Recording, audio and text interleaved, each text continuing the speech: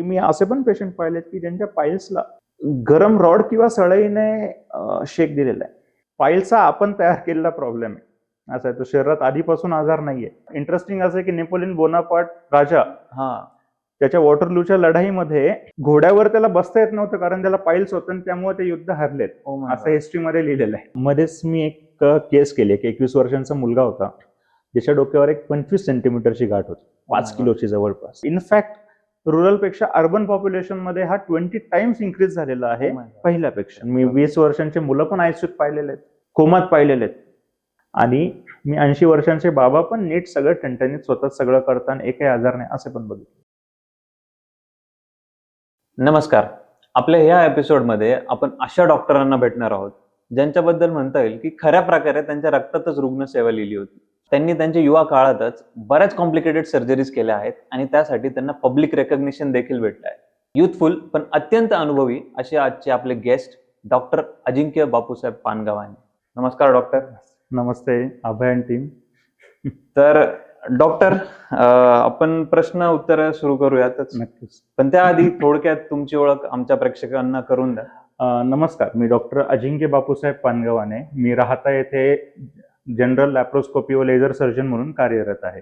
और मी सध्या शिर्डी साईबाबा संस्थान ट्रस्ट हॉस्पिटल येथे चीफ लॅप्रोस्कोपिक सर्जन म्हणून कार्यरत आहे. तर मेडिकल फील्डमध्ये बऱ्याचशा ऑप्शन्स आहे करण्यासाठी, पण सर्जनच का व्हायचं ठरवलं तुम्ही? ना, खूप इंटरेस्टिंग स्टोरी आहे. आम्ही इंटर्नशिपमध्ये पोस्टेड होतो सर्जरीमध्ये. इंटर्नशिप MBBS नंतर प्रत्येक याच्यात डिपार्टमेंटमध्ये तुम्हाला इंटर्नशिप करावी लागते. सो ज्यावेळेस आम्ही सर्जरीमध्ये पोस्टेड होतो त्यावेळेचा एक किस्सा आहे. त्याच्यानंतर मी ऍक्च्युली ठरवलं की आपल्याला सर्जन व्हायचं आहे. ऑपरेशन थिएटरमध्ये पोस्टिंग होतं आमचं ओटीमध्ये, आणि एक पेशंट होता यंग, एक 25-26 वर्षांचा मुलगा, ज्याला पोटाचं आतड्यांचं इन्फेक्शन झालं होतं. छिद्र पडलं होतं बेसिकली. छिद्र पडून खूप सारा पू झाला होता पोटामध्ये, आणि तो ह्या स्टेजला गेला होता की तो बऱ्याच ठिकाणी फिरून आला आणि त्यानंतर येऊन ऍडमिट झाला हॉस्पिटलला. यंग असल्यामुळे बऱ्याच ठिकाणी घेतलं पण नव्हतं त्याला, आणि ऍडमिट झाल्यावर सडनली त्याचा बीपी वगैरे खूप जास्त कमी व्हायला लागला. आम्ही त्यावेळेस इंटर्न पोस्टेड तिथेच होतो. सिनियरला सांगितलं, सिनियरने पटकन ऑपरेशन थिएटरमध्ये शिफ्ट करायला सांगितलं. पण अशी कंडिशन होती की याला भूल जरी दिली तरी हा भुलीतून बाहेर येईल का, किंवा याला हात लावून बाकी काही मेडिको लिगल प्रॉब्लेम्स वगैरे होऊ शकतील का, हे सगळ्या गोष्टी चालू असताना एक जस्ट असिस्टंट प्रोफेसर होता तिथे सर्जरीचा, यंग एकदम, आला. आणि जर असं तसे पेशंटला प्रॉब्लेम होणारच आहे आणि जाणारच तर मी या पेशंटला जाताना बघू शकत नाही. सो मी जे काय करू शकतो ते मी करणार ह्या स्टेजला, असं म्हणून आला. त्याने तिथली छोटीशी भूल दिली, आणि भूल देऊन जो काही ऍक्च्युली काय झालं होतं की खूप सारं पाणी झालं होतं पोटामध्ये, त्याच्या पू झाला होता तयार, आणि त्या पूचं इतकं प्रेशर होतं की त्याच्यामुळे सगळे ते रक्तवाहिन्या वगैरे दाबल्या गेल्या होत्या, त्यामुळे त्याचा बीपीच वरती येत नव्हता.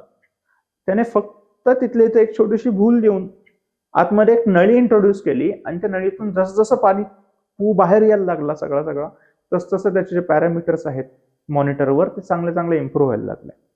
म्हणजे त्याच्या एक छोट्याशा ऍक्टने त्याने जी रिस्क घेतली ते बघूनच असं वाटलं की नाही यार हा. आणि त्या पेशंटला आम्ही घरी जाताना बघितलंय चालताना. तो आला, हा जगणार की नाही यापासून तर त्याचे घरचे वगैरे तिथे रडताना सगळे, आणि घरचे त्याचेच जेव्हा डॉक्टरांना देव मानायला लागले की नाही तुमच्यामुळे आमचा मुलगा वाचला, आणि तसं खरं होतं की त्या डॉक्टरने टाइमली इंटरव्हेन्शन नसतं केलं तर तो मुलगा नसता पण आज. त्यामुळे त्याच वेळेस ठरवलं की जर करायचं तर असं काहीतरी करायचं की कोणाच्या लाईफमध्ये आपण काहीतरी चेंज करू शकतो, आणि तेव्हा ठरवलं की बाबा आपण सर्जन व्हायचं. असं. तर डॉक्टर, तुम्ही एकदम मॉडर्न विचाराचे डॉक्टर आहात. आपल्या संभाषणातून मला तेवढं तर जाणवलंच आहे. तुम्ही मॉडर्न सायन्सेसचा सुद्धा अभ्यास केलेला आहे, पण तुम्ही त्याचमुळे मॉडर्न प्रॉब्लेम्सला देखील ओळखून आहे. बरोबर. आणि असंच एक मॉडर्न प्रॉब्लेम म्हणजे पाईल्स. तर हा प्रॉब्लेम नेमकी खरंच मॉडर्न आहे का फक्त हा आत्ताच सुरू झालेला आहे? नक्कीच अभय. मॉडर्न पाईल्सला मॉडर्न प्रॉब्लेम तर म्हणता येणार नाही. पाईल्स हा जर आपण लिटरेचरमध्ये गेलो आणि बघितलं तर हिस्टोरिकल काळामध्ये 1550 BC मध्ये जे इजिप्शियन लोकांचे मेडिकल लिटरेचर लिहिलेले आहेत त्याच्यामध्ये पिरॅमिडवर काम करणारे जे लेबर होते त्यांच्यामध्ये पाईल्स सापडले असं मेन्शन केलेलं आहे. की म्हणजे पाईल्स हा काय तेव्हाचा आजार नाहीये, पण पाईल्स हा त्यावेळेस आणि ह्या वेळेस वेगवेगळ्या कारणांमुळे जास्त झालाय. की सध्याची जी आपण लाईफस्टाईल म्हणतो, सेडेंटरी लाईफस्टाईल म्हणतो आपण, की लॅपटॉपवर बसून दिवसभर काम करणे किंवा डाएट, लोकांचं बेसिक जे डाएट आहे ते डाएटच आता एकदम बदलून गेलेलं आहे. आधी कसं होतं की स्ट्रेस, काम करणे, बरोबर जेवणे, बॅलन्स चालायचं कुठतरी. आता लोक हेल्थकडे इग्नोर करताय आणि कामाला किंवा करिअरला इतकी प्रायोरिटी देत आहेत की त्यामध्ये त्यांना समजतच नाहीये की आपण कुठेतरी स्वतःच्या शरीराचं नुकसान करतोय. असं तर असं म्हणता येईल की हा प्रॉब्लेम बराच जुना आहे. बराच जुना हिस्टोरिकल, म्हणजे नेपोलियन बोनापार्ट, इंटरेस्टिंग असं आहे की नेपोलियन बोनापार्ट राजा त्याच्या वॉटरलूच्या लढाईमध्ये हे घोड्यावर त्याला बसता येत नव्हतं कारण त्याला पाईल्स होतं आणि त्यामुळे ते युद्ध हरलेत, असं हिस्ट्रीमध्ये लिहिलेलं आहे. सो पाईल्स काय आजचा विषय नाहीये, पाईल्स हा खूप आधीपासून आहे आणि तो फक्त कसा टॅकल करायचा हे आपल्याला आता सध्या समजत नाहीये. तर हा प्रॉब्लेम मोठ्या मोठ्या दिग्गजांना सुद्धा आहे, नक्कीच तर नक्कीच. फक्त सामान्य जनतेला नाही. नाही. तर आपण त्याच्यात थोडं अजून खोलवर जाऊयात.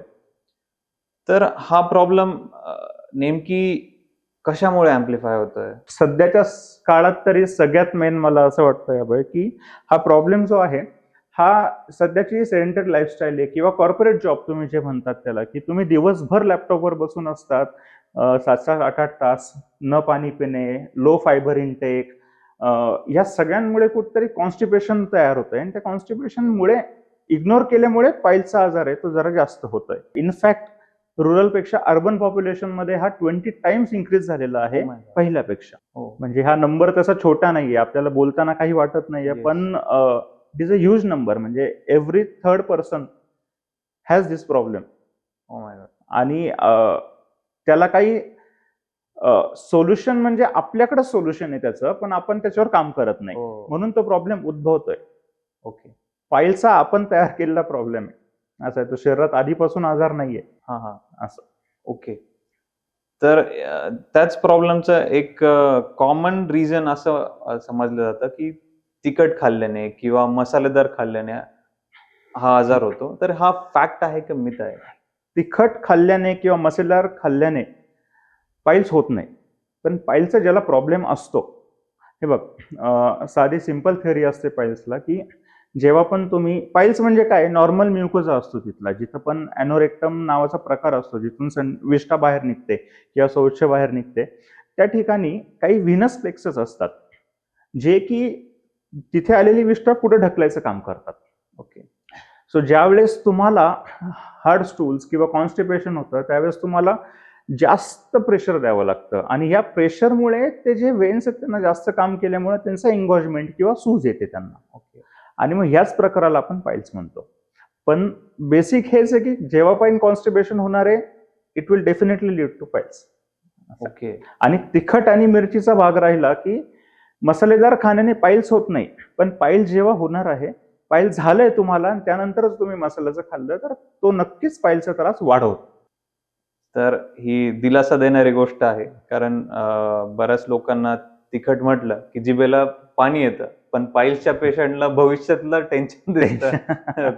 तर बरोबर आहे की एक लाईफस्टाईल इश्यूमुळे ही गोष्ट होती, ना की तुमचं तिखट खाल्ल्याने. तिखट खाल्ल्याने फक्त ही गोष्ट तुमचा तो त्रास वाढतोय. करेक्ट, ऍग्रिवेट होतं हे, की वाढतंय ते त्रास. हो, पण तुम्ही तिखट खाऊ शकता लिमिटमध्ये. हो, ग्रेट. प्रत्येक गोष्ट बॅलन्स मध्ये चांगली असते. परफेक्ट. तर अजून एक असं प्रश्न आहे की कोल्ड्रिंक झालं किंवा अल्कोहोल झालं, स्मोकिंग झालं, याचा पाईल्स वरती काही इम्पॅक्ट आहे का? अल्कोहोल बेसिकली कसं असतं की अल्कोहोलमुळे होणारे इफेक्ट हे पाईल्सला त्रासदायक ठरू शकतात किंवा करू शकतात. जसं की अल्कोहोलमुळे लिव्हर खराब होणे, आणि लिव्हर खराब झाल्यामुळं नॉर्मली शरीरातल्या ज्या रक्तवाहिन्या त्या खूप जास्त डायलेट होऊन फुटतात, त्यामुळे पाईल्सच्या ज्या रक्तवाहिन्या त्या पण फुटून रक्तस्राव होऊ शकतो. तसं पोर्टल हायपरटेन्शन किंवा व्हेरिसेल ब्लिडिंग आम्ही त्याला म्हणतो, असं.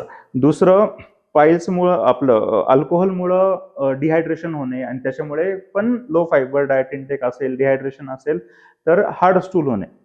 ओके. त्याच्यामुळे पण हे कुठेतरी पाईल्सला कॉन्ट्रीब्युट करत आहे.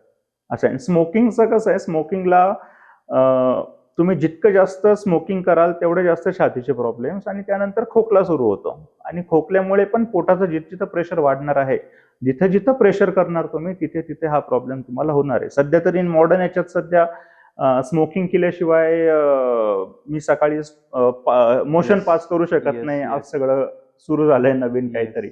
मला माहित नाही का बरं असं आहे ते, पण हे एकदमच चुकीचं आहे. हे न करावं असं मला वाटतं.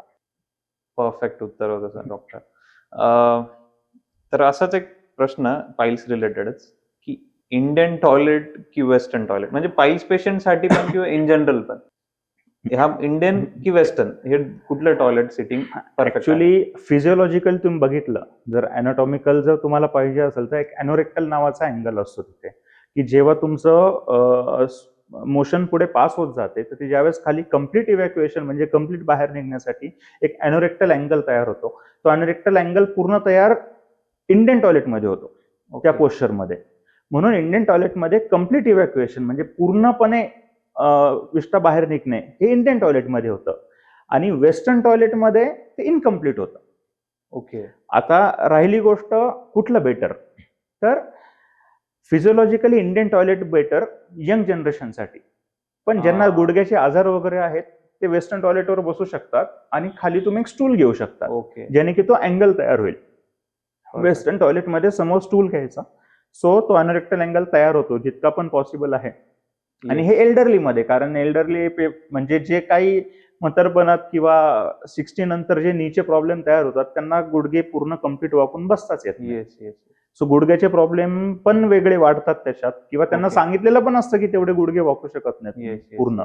सो त्यांच्यामध्ये पण तुम्ही ते वेस्टर्न टॉयलेट यूज करू शकतात. दुसरी गोष्ट, वेस्टर्न टॉयलेटवर आजकाल असा ट्रेंड असतो की आपण सकाळी गेल्या फोन हातात घेतो आणि फोन शिवाय आपण येत नाही. आणि त्या फोनमुळे असं झालंय की तुम्ही जितका वेळ ते इंस्टाग्राम स्क्रॉल कराल किंवा तुम्ही जितक्या वेळ फोन बघत राहाल, मेसेज वाचत राहाल, रिप्लाय करत राहाल, या गोष्टीमुळे तुम्ही जेवढ्या वेळ तिथे बसून राहणार तेवढ्या प्रेशर जास्त क्रिएट होतं आणि त्याच्यामुळे पण पाईलचे जे वेन्स आहेत ते एंगॉजमेंट जास्त होतं. सो हे बेसिक छोट्या छोट्या गोष्टी आहेत आपल्या लाईफच्या, की आपण ज्या चेंजेस केल्या की कामापुरतं ज्यासाठी गेले ते करून बाहेर यायचं. या गोष्टी सगळ्या आपण टाळू शकतो पुढच्या होणाऱ्या. परफेक्ट. मी असं पण ऐकलंय की एक कॅनेडियन ऑन्टरप्रेनर होता, तो इंडियात आल्यावर त्यांनी त्याच्या म्हणजे पंजाबमध्ये आला, त्यांनी बघितले इंडियन सिटिंग टॉयलेट्स, त्याला वाटलं की यार हे इफेक्टिव्ह आहे. करेक्ट. त्याने तिकडे जाऊन स्कॉटी पॉटी नावाची कंपनी तयार केली. तुम्ही जे म्हटलं ते स्टूल, त्यांनी वेस्टर्न टॉयलेट साठी एक स्टूल बनवलं की तुमचे ते लेग्स एलिव्हेट करतील आणि तो तुम्ही जो म्हटले अँगल, त्या अँगल मध्ये सिटिंग पोस्चर होईल. बरोबर. हे अॅनाटॉमिकल आणि फिजिओलॉजिकल दोन्ही पण करेक्ट आहे. आपल्याकडे सगळं आहे तरी पण आपण करत नाहीये, असं आहे. परफेक्ट. तर असंच एक आहे प्रश्न मूळव्याधा रिलेटेडच, पाईल्स रिलेटेडच, की बऱ्याचदा त्रास व्हायला सुरू होतो पण डॉक्टरकडे न जाता ते सेल्फ प्रिस्क्राइब्ड मेडिसिन्स ट्राय करतात, तर ते कुठं चुकताय? हे बघ, जो कोणी मेडिकलमध्ये हे बघ, डॉक्टर काय आहे येऊन पहिलं चेक करेल कुठल्या प्रकारचा. 4 ग्रेड असतात त्याचे, तो ग्रेड 1 आहे, 2 आहे, 3 आहे की 4 आहे, हे आपल्याला खाली चेक केल्यानंतर समजतं. ते कधीच असं समजत नाही की तुम्ही मेडिकलमध्ये गेले आणि मला मूळव्याध होतोय. मूळव्याधात पण खूप प्रकार आहेत आतमध्ये. असं नाही की मूळव्याध वेगळं, त्याचे 4 ग्रेड्स, फिशर वेगळं असतं, भगंदर वेगळं असतं. ते काय असं नाही की तुम्ही गेले आणि ती एक क्रीम दिली त्यांनी आणि लावली बरं झालं. कधी कधी स्टेरॉइडची क्रीम लावल्याने ॲग्रिवेट पण होतात, या गोष्टी वाढतात पण. सो प्रॉपर एकदा चेकिंग करून घ्यायची की कुठल्या प्रकारचे पाईल्स आहेत. कधी कधी काही याला मलम पण लागत नाही. सो इंटरनल हिमोरॉइड्सला तुम्हाला मलम लावायची पण गरज नसते. ओके. पण मग लोक त्याची ट्रीटमेंट घेत राहतात, दाखवलेल्या असतात. अजूनही अशी सोसायटी आपली की ज्यांना डॉक्टरांकडे गेल्यावर पण टेबलवर म्हणजे प्रॉब्लेम घेऊन येतील पण टेबलवर चेकिंग नसते करायची, विच इज शॉकिंग. म्हणजे तुमचं रक्त हळूहळू, असे पण पेशंट आहेत की ज्यांचे रक्त 4 आणि 5 झालेले आहेत, कमी होऊन 12चे 4-5 झालेत, स्टील दे आर डिनाईंग की सर्जरी नको, मेडिसिन्स असतील तर. फक्त लाज वाटते डॉक्टरांना दाखवायला किंवा ट्रीटमेंट घ्यायला. It is very shocking. म्हणजे आम्हाला पण असं वाटतं की यांना कसं समजून सांगायचं आता की बाबा छोटीशी ट्रीटमेंट आहे, ही काय मोठं नाही, इथे काही कोणी पैसे कमवायला नाही बसलेला आहे. Yes yes. तुझा प्रॉब्लेम आहे तो सॉल्व्ह करून देतोय आपण. Yup yup. पण तो पण सॉल्व्ह करून घ्यायला तेवढं तरी, म्हणजे तुम्ही जाऊन कुठेतरी याच्यात जायचं, बाबा भोंदू बाबाकडे जायचं आणि काहीतरी ओम शिव शिव करून बघ तुझे पाईल्स गेले आणि तुझं रक्त वाढलं, Yes. या गोष्टी नाही होत. जे बरोबर. काही प्रॉब्लेम आले ते प्रॉब्लेम प्रॉपर डॉक्टरांना दाखवायचं आणि सॉल्व्ह करून घ्यायचे. ऍक्च्युली एवढंच आहे त्याच्यात. आणि हे अजिबात इंडिकेटेड नाही की तुम्ही जा कुठला मेडिकल वालाला त्याच्या सिलेबस मध्ये पाईल्स लिहिलेलं असतं. ऍक्च्युली खास एमएस नंतर खास लोक पीजी पण करतात त्याच्यात, ओ माय की गॉड. पाईल्स मध्ये पण तुम्ही शिकू शकतात वेगळं. Super specialization. हा, त्या टाईप मध्ये की काही काही खास पाईल्सची पण प्रॅक्टिस करतात. असे पण लोक आहेत की जे फक्त पाईल्सची प्रॅक्टिस करतात. ओके. आणि पाईल्स मध्ये पण इतके ट्रीटमेंट ऑप्शन्स आणि इतके काय काय आलेले आहेत आता प्रकार त्यानुसार ट्रीटमेंटसाठी, की तुम्ही असं एक मलम लावलं आणि ते ठीक झालं असतं तर मग ही सिस्टीमच कधी पूर्ण वर्क झाली नसते असं. So it is completely not advisable की तुम्ही जा कुठे मेडिकलमध्ये आणि तिथून एक क्रीम घ्या आणि ती लावा. Yes yes yes. बिलकुल नाही. तर प्रेक्षकांना एक विनंती करतो की हा पाईल्स हा आजार आपल्या डोकेदुखीसारखा नाही की तुम्ही एक बाम लावला आणि व्यवस्थित झालं. तर आपण आपल्या डॉक्टरांना नक्की भेट द्या, जवळच्या पाईल्स एक्सपर्टला भेट द्या आणि तुमची सिच्युएशन किती कुठल्या स्टेजची आहे हे जाणून घ्या. त्याच्यानंतर मेडिसिन्स चालू करा. कदाचित असंही होऊ शकतं की तुम्ही मेडिसिनवर अननेसेसरीली जादा खर्च करताय, जे की गरजेचं नाहीये. तर तुमच्या जवळच्या डॉक्टरांना नक्की भेटा आणि याच्यावरती प्रॉपर ट्रीटमेंट चालू करा. ट्रीटमेंट बद्दल आपण आता बोलतोच आहे पाईल्सच्या. एक महत्वाचा प्रश्न म्हणजे की हा जो आजार आहे पाईल्स, हा कम्प्लिटली ट्रीट होऊ शकतो का? नक्कीच, म्हणजे 100% ट्रीट होऊ शकतो. म्हणजे याच्यात तुम्ही जसं तू आत्ताच बोलले तुम्ही की बाहेर जाऊन कुठे पैसे घालवण्यापेक्षा तुम्ही डॉक्टरांना एकदा येऊन दाखवलं आणि त्याचं प्रॉपर निदान झालं की त्यानंतर ऑपरेटिव्ह वगैरे एवढे काही कॉस्टली नाहीये त्याचे. ओके. की तुम्ही जेवढं पैसे कुठल्या तरी बाबाकडे जाऊन घालणार आहेत किंवा काहीतरी रेमेडी करणार आणि त्याने ते खराब करून आणणार आहे, त्यानंतर कॉम्प्लिकेट झाल्यावर जेवढा खर्च येणार आहे त्यापेक्षा तुम्ही इनिशियल स्टेजला जर दाखवलं ना तर ते एवढं काही खर्चिक गोष्ट नाहीये ती. इव्हन माझ्यानुसार सगळ्यात स्वस्त औषध ह्यासाठी तुमचं पाणी आणि हाय फायबर डाएट, एवढंच. हे तर कुठं मेडिकलला जायची गरज नाही, डॉक्टरांकडे पण जायची गरज नाही. ओके. कारण ज्याचं बेसिकच डाएट आहे, डाएटरी चेंजेसमुळे होणारा जो आजार आहे, ते जर तुम्ही घरीच पाणी चांगलं पिलं, भरपूर 3-4 लिटर पाणी पिणं आणि हाय फायबर डाएट घेणं, तुम्हाला कुठे जायची पण गरज नाही. हा प्रॉब्लेमच येणार नाही. इव्हन पाईल झालेल्या लोकांना पण रिव्हर्स होऊ शकतं याच्यात, जर तुमचं परत बॉईल रेग्युलर झालं तर. असं आहे. फक्त डाएटरी चेंजेस करून तुम्ही याला कम्प्लिटली बरं करू शकता. ग्रेट. आपण पाईल्सचा तयार करतो म्हणजे पेशंट काहीतरी डाएटरी चेंजेस करणार, काहीतरी वेगळं खाणार, मैद्याचं खाणार, स्टूल हार्ड होणार, मग तो त्याच्यावर प्रेशर करणार, मग कधीतरी रक्त पडणार, कधीतरी तिथे चीर पडणार आणि मग तो आपल्याकडे येणार. मग दुखतंय दुखतंय दुखतंय. अशा केसेसमध्ये तुम्ही फक्त नीट प्रॉपर डाएट सुरू केलं त्यानंतर पण, की ऑपरेशन म्हणजे असं काय खूप मोठी चिरफाड नसते त्याच्यात. जिथले ते ऍक्च्युली 2 स्पिंक्टर असतात, एक असतं आतलं आणि एक असतं बाहेरचं. बाहेरचं स्पिंक्टर आपल्या हातात असतं आणि आतलं स्पिंक्टर जे ते आपल्या हातात नसतं. सो आपल्याला आतल्या स्पिंक्टरशी डील करावं लागतं. की बऱ्याच लोकांना वाटतं मूळव्याध नंतर माझं कंट्रोलच गेला, तर कंट्रोल हा आतल्या स्पिंक्टरवर आपला नसतोच. ज्या स्पिंक्टरवर कंट्रोल नाही आपला त्याच्यावर आपण सर्जरी करतो. ओके. म्हणून मूळव्याधानंतर माझं कंट्रोल जाईल आणि मग काय होईल, हा प्रश्न आता आउटडेटेड झालाय. जेव्हापासून अॅनाटॉमी वगैरे इतकी चांगली शिकली गेली आहे, समजली गेली लोकांनी, त्याच्यानंतर हे सगळे प्रॉब्लेम पूर्ण बंद झाले. असं आहे. सो सिम्पल ऑपरेशन असतात पण इफेक्ट खूप चांगले आहेत त्यांचे ऍक्च्युली. परफेक्ट. पण याच्यावरती थोडं एक भर देऊन तुम्हाला सांगता येईल का की हाय फायबर डाएट म्हणजे नेमकी काय? हाय फायबर डाएट म्हणजे वेगळं काहीच नाही. जिथं स्टूलचा बल्क जास्त तयार होतो, जसे हिरव्या पालेभाज्या, ग्रीन लिफी व्हेजिटेबल सगळ्यात मेन, पाणी भरपूर पिणे, रफेज जे तयार करतात डाएट, असं की तुमचे फळं जास्त पाहिजे जेवणामध्ये, डाळी कमी पाहिजे, मैदा नको. ओके. कमीत कमी बेकरीचे पदार्थ तर नाहीच नाही. पाव, ब्रेड कमीत कमी ठेवायचे, नकोच मी तर म्हणेल असं. म्हणजे थोडक्यात ज्या गोष्टी आपल्याला नॅचरली माहिती आहे की ही गोष्ट हेल्दी आहे त्या गोष्टीच खाल्ल्या पाहिजे. ज्या गोष्टी आधी लोक खात होते, येस येस येस. आता हे नवीन आल्यापासून आपण हे खा, पाव खा, ब्रेड खा, ते खा, Actually. त्याची हे लागली आहे. पण बेसिकली तुम्ही घरचं रोजचं नीट जेवण जरी केलं ना, तरी पण इवन साधा शेंगदाण्याचा कूट पण भाज्यांमध्ये जास्त झाला तरी पण हा प्रॉब्लेम जास्त वाटतो हार्ट स्टूलचा.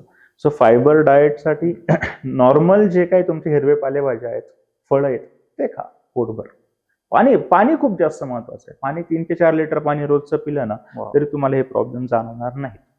आपण वेस्टर्न कल्चर करायला अडॅप्ट करायला जातोय आणि ते लोक आपल्याकडे येतात. ऍक्च्युली बरोबर. त्यांना काहीतरी दिसलंय ह्या इंडियन कम्युनिटीमध्ये किंवा त्यांच्या डाएटमध्ये की ज्याच्यामुळे ते इकडे अट्रॅक्ट होत आहेत की, आणि कॅन्सरचे वगैरे प्रमाण जे आहेत, गॅस्ट्रिक कॅन्सर किंवा हे वेस्टर्नमध्ये खूप जास्त आहेत त्यांच्या डाएटमुळे. रेड मीट म्हणा, बेकरीचे पदार्थ म्हणा, किंवा जे काही बाकी सगळे त्यांचे जे डाएटरी चेंजेस जे आहेत ना, जे ते डाएट घेतात ते तेवढे चांगले नाही आहेत हेल्दी. म्हणून ओबेसिटीचं प्रमाण आहे, कॅन्सरचं प्रमाण आहे, हे सगळं वेस्टर्न कल्चरमध्ये खूप जास्त आहे आपल्यापेक्षा. अच्छा, हे कदाचित डिहायड्रेशनमुळेच उन्हाळ्यामध्ये ही गोष्ट ऍम्प्लिफाय होते का? 100% एकदम जास्त. की तुम्ही एकतर डिहायड्रेशनमुळे स्टूल हार्ड बनते, त्या जास्त प्रेशर केलं जातं. प्रेशर केल्यामुळे खाली जखमा पण होऊ शकतात जेव्हा तुम्ही स्टूल पास करतात. आणि दिवसभर गाडीवर फिरणे, घामत राहणे, त्यामुळे त्याला इरिटेट होऊन तो प्रॉब्लेम अजून जास्त वाढतो. Oh my. सो बेसिक तुम्ही सोबत जाताना फक्त 1-2 बॉटल जरी घेऊन गेले पाण्याच्या तरी पण भरपूर आहे. असं ह्या प्रॉब्लेम तुम्ही सॉल्व्ह करू शकता. येस. पाणी जास्तीत जास्त प्या. डॉक्टर जसे म्हटले 3 ते 4 लिटर ट्राय करा की तुम्ही वॉटर कॅरी करताय सोबत. आणि त्यातल्या त्यात आता बाहेर गेले की मग ज्युसेस, कोल्ड ड्रिंक्स वगैरे बाहेरचं खाऊ नका अशातला भाग नाहीये. तुम्ही आपण कुठे पण जातोच, लग्नात जरी गेले तरी खाणं होतच, पण याचा अर्थ तुम्ही डाएट मेंटेन करा. की काल तुम्ही जर उद्या तुम्हाला माहिती लग्न आहे मला खायचं, तर आदल्या दिवशी तुम्ही काहीतरी साधं खा, दुसऱ्या दिवशी साधं खा. रोजच उठून पिझ्झा खाणे, बर्गर खाणे, किंवा लग्नात चाललोय डाएट काहीतरी वेगळंच चालू आहे, वडापावच खातोय बाबा, मी निघालो आणि रस्त्यात काहीतरी खायला नाही मिळालं, पटकन 2 वडापाव खाऊन घेतले, झालं. एकतर ना तुमचे कॅलरी प्रोटीन इंटेक नीट येतात, ना पोट भरतं नीट. पावामुळे आधीच सटाटी म्हणजे अर्ली सटाटीचं फिलिंग येतं की माझं पोट भरलंय, आणि हार्ड पण स्टूल पण हार्ड होते. कुठेच तुम्हाला त्याचा फायदा होत नाही असं आहे. सो बेटर की तुम्ही घरातूनच निघताना काहीतरी पोटभर खाऊन निघणे, आणि डाएटचा पूर्णपणे काळजी घेणे. मी काय वेगळं करा असं म्हणत नाही, पण रेग्युलर जे डाएट आहे तेच तुम्ही फॉलो करा खाण्यात वगैरे सगळं एवढंच. म्हणजे पाईल्स वरती सगळ्यात बेस्ट उपाय म्हणजे डाएट, हाय फायबर डाएट आणि पाणी, बस त्याचं कम्प्लीट ट्रीट करू शकता हे तुमचं असं आहे. मूळव्याधावरती उपचार काही लोक बाबांकडे जात आहेत, जे त्यांना काहीतरी जडीबुटी देत आहे किंवा मग काहीतरी मंत्र देत आहे. हे कितपत योग्य आहे? बघ, बिईंग अ मेडिकल स्टुडंट मला तर म्हणजे एक समजत नाही की लोकांना असं का वाटतं की कोण जरी बाबांकडे आपण गेलोय आणि त्यांनी काहीतरी जडीबुटी दिली आहे आणि ते बरं होईल. म्हणजे मी लोकांना या लेवलपर्यंत पाहिलंय की त्यांनी हॉस्पिटलमध्ये खर्च करण्यापेक्षा बाबांकडे खर्च जास्त केलेत हॉस्पिटलपेक्षा. व्हॉट्सअपला पण व्हायरल होते ना, आहेत दत्तधाम सरकार म्हणून आहे समोर आपल्याकडे, इथेच आहे, जवळपास आहे, की अरे तुझ्या आईला कॅन्सर झालाय, मग तुम्ही दत्तधाम सरकारला घेऊन गेलेत आणि दत्तधाम सरकार तुम्हाला सांगतात की नाही तुमच्या घरी आईला कॅन्सर झालाय, आता आपण जी होम हवन करून जी एनर्जी तयार केली आहे, ऊर्जा तयार केली आहे, ती सगळी ऊर्जा तुझ्या शरीरात चालली आहे, आणि शिव करायचं आणि बघ गेला कॅन्सर, बघ झालं गाठीचं पाणी. आता हर्नियाला कसं असतं मग सांगतो की हर्नियाची गाठी आज जाते, रिड्युसिबल असते बऱ्याच वेळा हर्नियाची, की आज जाते परत येते, तो ओळंब असतो, तो आज जातो येतो, आज जातो येतो असं. मग त्याच्यावर तुम्ही असं की बघ आता हा गाठ आत गेलीये, मग तो म्हणतो हो थोडी सॉफ्ट झाली. हे सगळं का लोक असं विश्वास ठेवतं मला समजत नाही. तो कुठतरी म्हणणार की बघ रे आता तुझ्या आईचं बरं झालं आता, आणि जा ती आता 2 पोळ्या खाल्ल्याशिवाय घरी जाणार नाही, आणि ती 2 पोळ्या खाल्ल्याशिवाय जाऊ नको देऊ रे तिला. काय चालू आहे सध्या, आणि लोक का ह्या सगळ्यांवर विश्वास ठेवताय? बरोबर, नको, ह्या गोष्टी नको व्हायला असं आहे. हे मोठा अंधश्रद्धेचा भाग ह्या, आणि आणि हे लोकांच्या डोक्यातून गेलंच पाहिजे असं आहे. आणि तिथे जाऊन सुद्धा हवन काय फ्री नाहीये. हा, अच्छा, अरे तो तर वेगळाच पार्ट आहे की तुम्ही म्हणजे एवढे चार्जेस तुम्ही पे करतायत की हजारो लाखोंची करोडोंची उलाढाल आलो ऍक्च्युली म्हणजे भोंदू बाबांची करोडोमध्ये उलाढाल आहे. म्हणजे बरोबर. लोकांना तिथे जाऊन पैसे द्यायला काही वाटत काय नाही. वाटत नाही. मी लिटरली असं पेशंट पाहिलेलं आहे की ज्या स्त्रीने त्या मूळव्याधावर कुंकू लावून आली होती. कॅन यू इमॅजिन किती पेन होत असेल तिला. She was already into pain. आणि मध्ये तर असे काही बंगाली बाबा आहेत की जे बिना भुलीचे ऑपरेशन करतात. यंग फिमेल 22 वर्षांची, तिला म्हणजे सडून गेलं होतं तिचं मूळव्याध. त्यात त्याने बिना भुलीचं काहीतरी इंजेक्शन दिलं. त्यानंतर त्याचा पू झाला, फुटलं, घाण झालं, आणि मग ती आपल्याकडे येऊन आता मला गॅरंटी द्या मला बरं करायचं. विच इज शॉकिंग की का तुम्ही असं करतायत की तुम्ही एकतर आता असं कोणीच राहिलं नाही की ज्याला वाचता येत नाही, लिहिता येत नाही, Yes. किंवा समजत नाही काय गोष्टी आहेत, किंवा डॉक्टर कोण हे माहित नाही. मी काय असं म्हणत नाही की तुम्ही कुठेतरी माग जंगलात वगैरे राहतायत वगैरे, पण Yes. तुम्ही जेव्हा तुम्ही अशा ठिकाणी राहतात की जिथं तुमच्या आजूबाजूला इतके सारे डॉक्टर्स आहेत, कुणाकडे एकीकडे जाऊ शकतात तुम्ही. गरम विटेने शिकवतात लोक मूळव्याध. गरम दगड, गरम वीट आहे त्याने शिकवतात. ट्रीटमेंटचा पार्ट आहे कोमट पाण्यात बसणे, नाही असं नाही, पण लिमिट असतं त्याला पण. येस. गरम विटेने शेकवायचं, मग ते सगळं अनहायजेनिक गोष्टी, मग त्याच्यानंतर ते इन्फेक्शन होतं, खराब होतं, पू होतं. ही अंधश्रद्धा जी आहे या गोष्टींमध्ये ही बरेच अजूनही चालू आहे की काही लोक बांधून देतात सरळ त्या गोष्टीला. सायंटिफिकली करू शकतात, पण त्याला पण प्रॉपर टेक्निक आहे. येस. की कुठे बांधायचं, कुठे नाही बांधायचं, काय करायचं, कुठले ऑपरेशनच आहे. बांधणं पण एक आतमध्ये जाऊन आम्ही स्टिच घेतो मूळव्याधाच्या जिथून रक्तप्रवाह सुरू होतो त्याला, की जेणेकरून त्याचा रक्तप्रवाह बंद होईल. पण नॉर्मल जे बाहेर येतात गाठ त्याला पण लोक बांधून टाकतात, असं पण बघितलंय. ते बंगाली बाबा आणि ह्या गोष्टी पण अजून खूप, आणि अजूनही लोक तेवढेच जातात त्यांच्याकडे. बगंदरसाठी काहीतरी बंगाली बाबाकडून जाऊन दोरा बांधून आणतात ते, आणि क्षारसूत्राच्या नावाखाली. क्षारसूत्र टेक्निक खराब आहे असं बिलकुल नाही, पण ती प्रॉपर डॉक्टरकडून करून घ्यायची. ऍक्च्युअली कोणी पण तुम्ही, मी काय प्रमोट ह्याला आणि त्याला असं नाही करत आहे, पण तुम्ही प्रॉपर डॉक्टरांकडे जा. त्यांना वाटलं ह्यासाठी क्षारसूत्र करायचं करा, नाही करायचं नका करू. किंवा प्रॉपर आमच्याकडे म्हणजे क्षारसूत्र वगैरे मी जास्त वापरत नाही. आम्ही ओपन सर्जरीज किंवा लेझर सर्जरीज मध्येच बिलीव्ह करतो जास्त.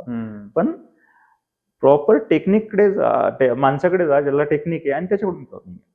प्रॉब्लेम वाढू नका. ऍक्च्युली हा खूप मोठा प्रॉब्लेम तुम्ही ऍड्रेस केला. म्हणजे नॉट इव्हन पाईल स्पेसिफिक म्हटलं, पण बाकीच्या याच्यात सुद्धा ह्या भोंदू बाबांवरती खूप लोक विश्वास ठेवून जातात. आताच रिसेंट बरेच काही किस्से झाले आहेत. आणि यांची प्रॉपर्टी पण बघ तू, म्हणजे कोटी मध्ये ठेवी ज्या लोकांच्या, आणि लोक एवढ्या पैसे देतात. हॉस्पिटलला द्यायला कसं तरी वाटतं, पण हॉस्पिटलला काय खर्च कोणी कमवायला बसलेलं नाहीये. Yes yes. तुम्ही तुमच्यासाठी आले, तुमचा उपचार करून घ्या. टाइमली त्याचं डायग्नोसिस आणि टाइमली उपचार तुमचे पैसे खूप वाचवतील. पण त्याच ज्याच्यात इकडे जा तिकडे जा, हे कर ते कर करून जर तुम्ही पैसे घातले, तर त्याची जी भरपाई करायची असते ती डबल करायची असते. परफेक्ट.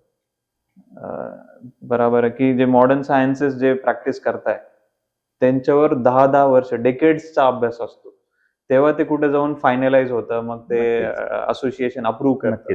पण इथे काहीतरी तुम्ही रस्त्यावरची माती जरी उचलून दिली त्यांना, तरी पण ते विश्वासाने लावतात, पण मग त्याचा काही फायदा मनाशी खेळतात हे लोक बेसिकली, की तुम्ही हे या देवाचं नाव घ्यायचं आणि असं असं काहीतरी लावायला द्यायचं, आणि बरं होईल.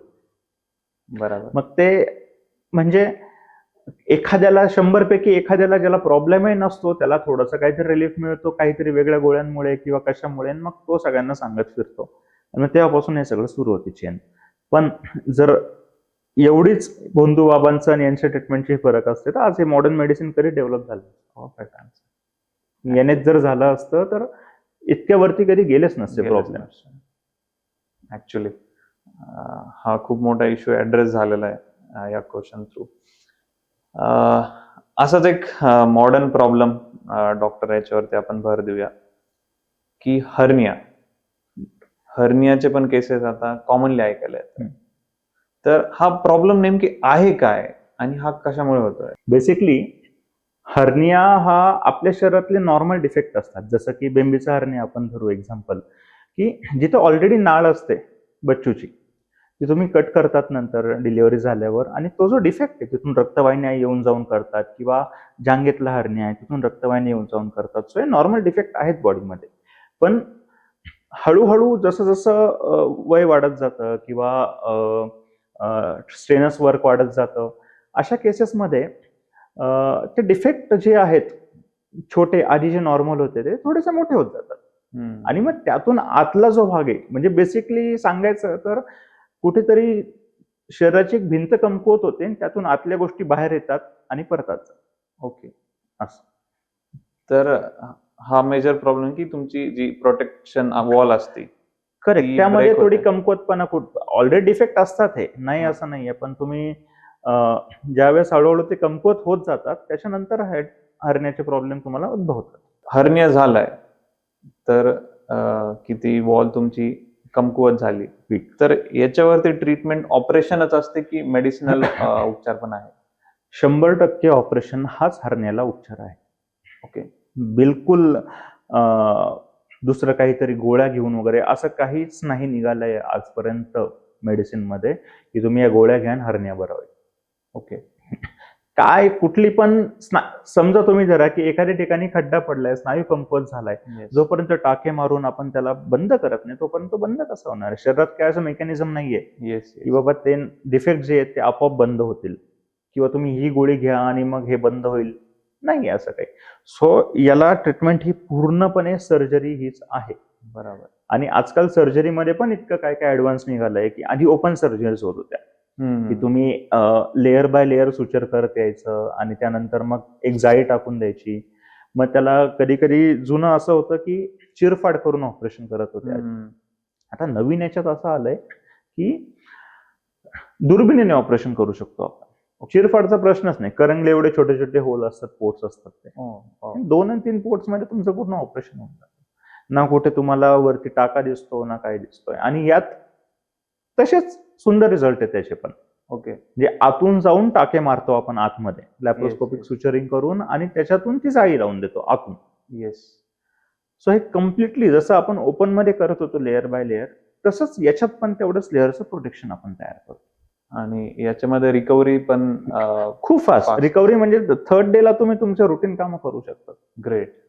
जिथं तुम्हाला असं वाटत होतं की 10 आणि 12 दिवस आधी टाक्यांची काळजी घ्या, मग टाके काढले की अजून 2 महिने 1 महिना ते टाक्यांसाठी खराब झाले, नाही भरले, झाला, काही जरी झालं तरी हे सगळे प्रॉब्लेम जे येतात ते ऍड्रेस लवकर होतात लॅप्रोस्कोपीमध्ये. एका टाक्यात 2 टाक्यात 3 टाक्यांमध्ये विषय संपताय. सो तुम्हाला जास्त स्ट्रेन पण बॉडीवर येत नाही सर्जरीचा, आणि लवकर तुम्ही तुमच्या कामाला पण जाऊ शकता.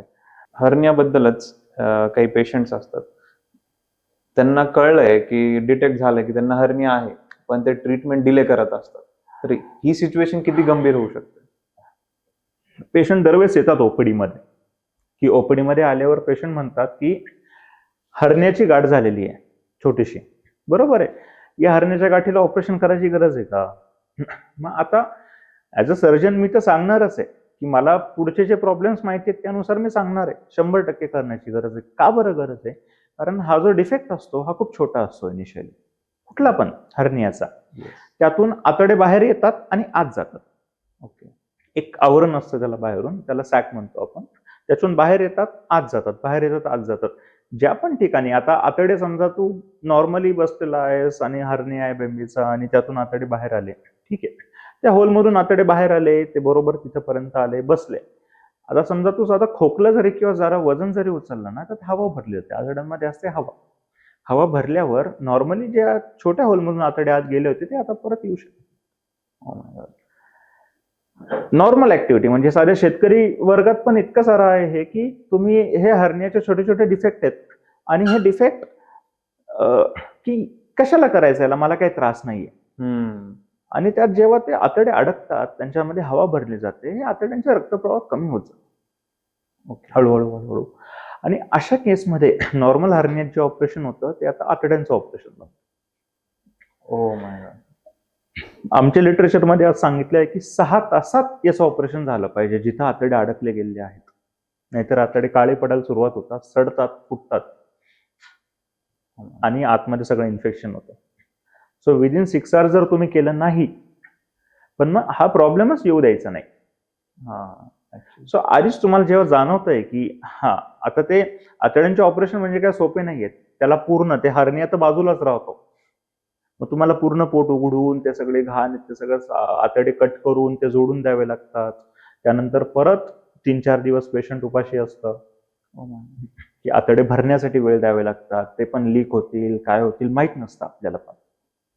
असं आहे. पण मग नॉर्मली टाइमलीच तुम्ही इंटरव्ह्यून केलं या गोष्टींना की आधीच आलाय, तुला दिसते हर्निया आहे आणि करून घेतलं ऑपरेशन, आणि फ्युचरमध्ये प्रॉब्लेम येणार नाही. खूप डिले करण्यात तुमचा डिले करूच नाही माझ्यानुसार तरी. कुठली डिले, जो प्रॉब्लेम आलाय त्याला प्रॉब्लेमला सॉल्व्ह करा.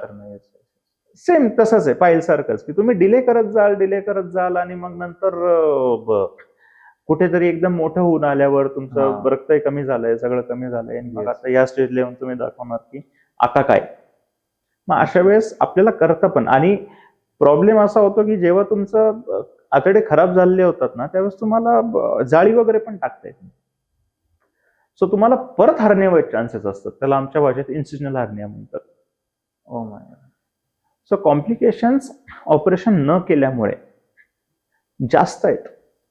त्यापेक्षा करून त्या प्रॉब्लेमला ऍड्रेस करून टाकायचं ऍक्च्युली. तर हर्निया अजून एक हे आहे की शेतकरी किंवा अवजड कामं करणारे, त्यातल्या त्यात जिमला जाणारी लोक आता हेवी लिफ्टिंग करताना काय चुकी करताय की त्यांचे आतडे एवढे फाटताय किंवा मग करेक्ट. हे बघ, आता सिंपलची गोष्ट आहे. प्रश्न कॉमन काय येतो मनात की अरे जर वजन उचलल्याने हर्निया होतो तर मग प्रत्येक जिम करणाऱ्याला हर्निया पाहिजे. तसं नसतं. ओके, प्रॉपर आता जिम मध्ये काय असतं ना की काही जिम मधल्या लोकांमध्ये किंवा शेतकरी वर्गात जिथं खूप वजन उचललं जातं किंवा जास्त वजन उचललं जातं त्या ठिकाणी हर्निया कॉमन आहेत. मी म्हणतोय प्रत्येकाला आहे असं नाही, कॉमन आहेत. का कॉमन आहेत? कारण एकतर वजन उचलण्याची जी कॅपॅसिटी असते शरीराची त्यापेक्षा जास्त वजन उचललं जातं. टायमिंग नसतं नीट. किती पण हेवी लिफ्टिंग केलं जातं की नवीन जिम मध्ये गेलोय आता किती उचलून किती नाही. प्रॉपर ट्रेनिंग घेणार आहे की जे प्रॉपर ज्यांची बिल्ट असते, तुम्ही कधी पण बघा त्यांना हर्निया वगैरे प्रॉब्लेम जास्त नसतं, दिसत पण नाहीत आपल्याला. किंवा असे पेशंट येत पण नाहीत की ज्यांची एकदम रिप बॉडी आणि ते लोक आलेत आपल्याला.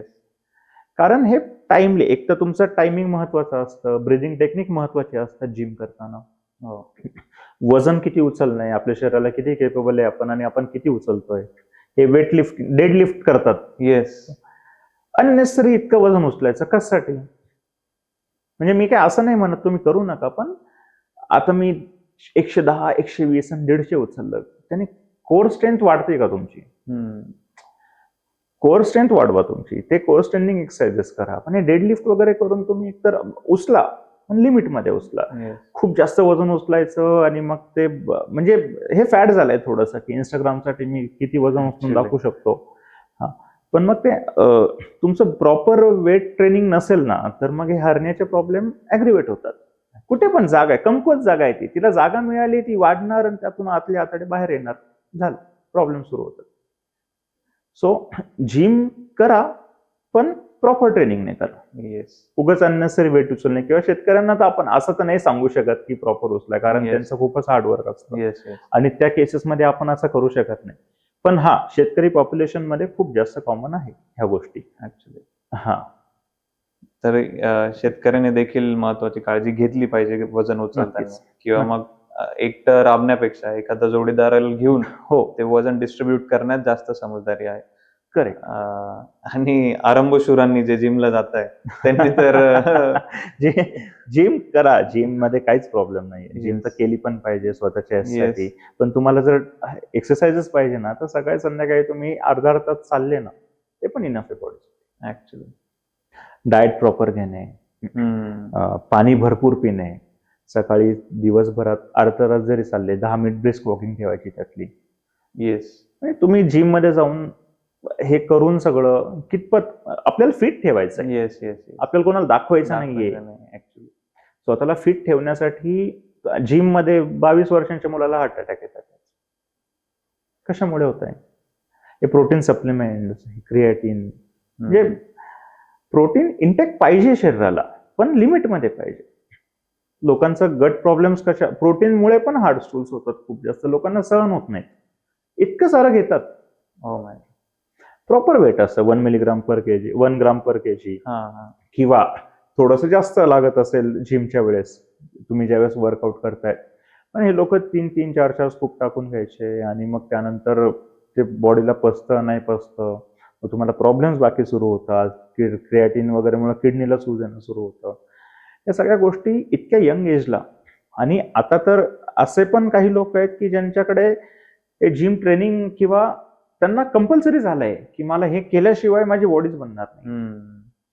तर बॉडी बनवणं टार्गेट ठेवण्यापेक्षा स्वतःला हेल्दी ठेवणं हे टार्गेट ठेवलं ऍक्च्युली, तर त्या जिमचा प्रॉपर यूज होईल तुमच्यासाठी.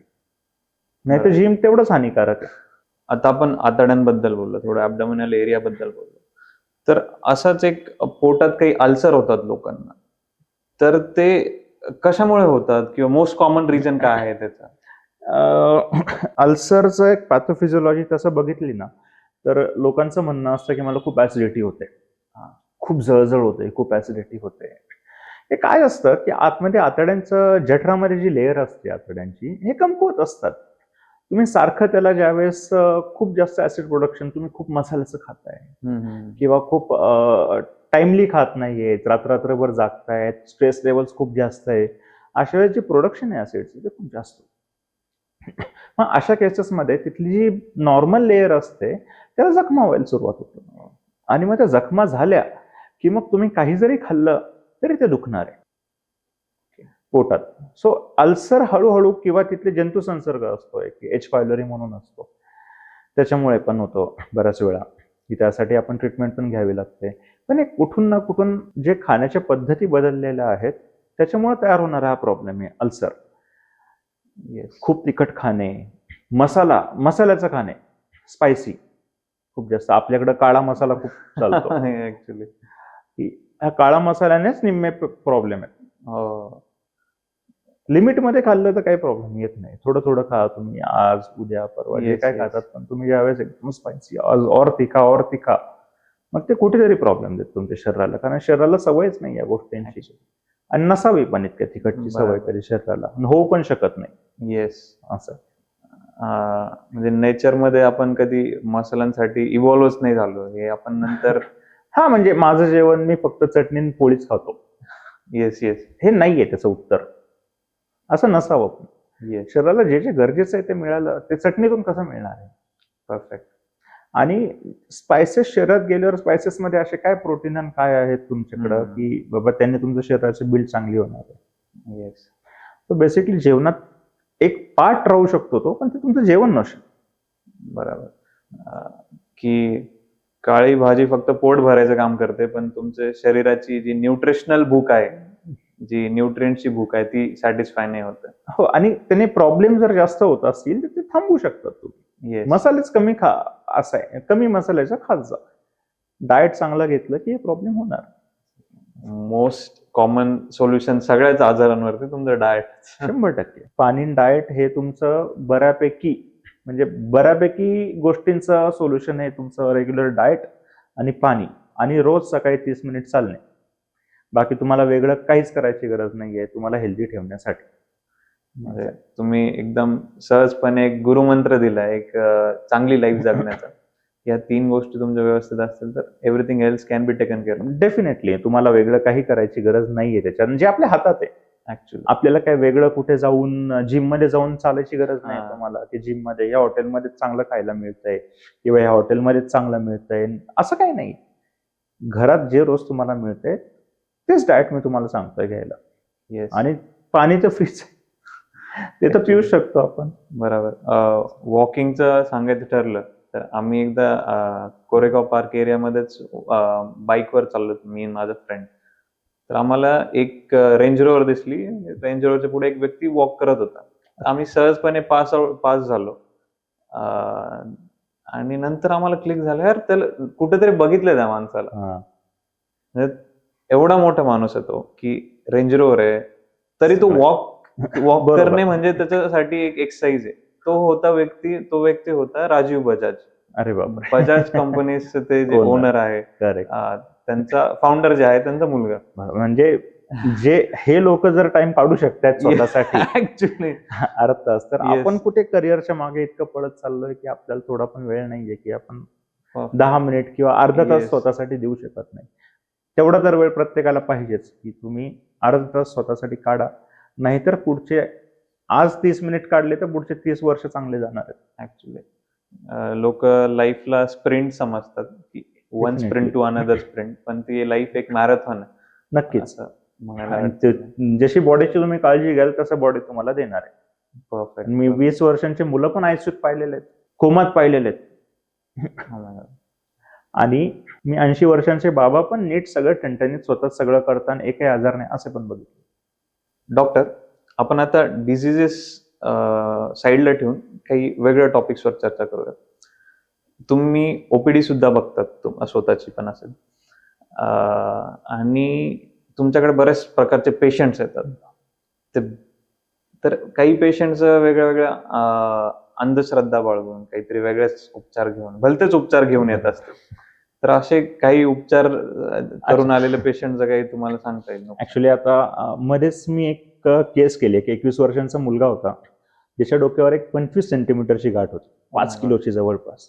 Oh my God. हा, तर आता त्याने गाठ का काढली नाही हा सगळ्यांचा पहिला प्रश्न होता, की त्याने गाठ का नाही काढली. बेसिक असं होतं की त्याला कोणीतरी लहानपणी सांगितलं की ही जोपर्यंत तो 21 वर्षांचा होत नाही तोपर्यंत त्या गाठीला हात लावणार. म्हणजे जेव्हा त्याने जर आधीच लहानपणी कोणाला तरी प्रॉपर कन्सल्ट करून जर ही गोष्ट केली असती तर आतापर्यंत ही एवढी 25 सेंटीमीटरची वेळच नसती आली. की जसं मी सांगितलं की, आणि आता करायला काही प्रॉब्लेम नसतो पण अवघड होऊन जातात गोष्टी. येस.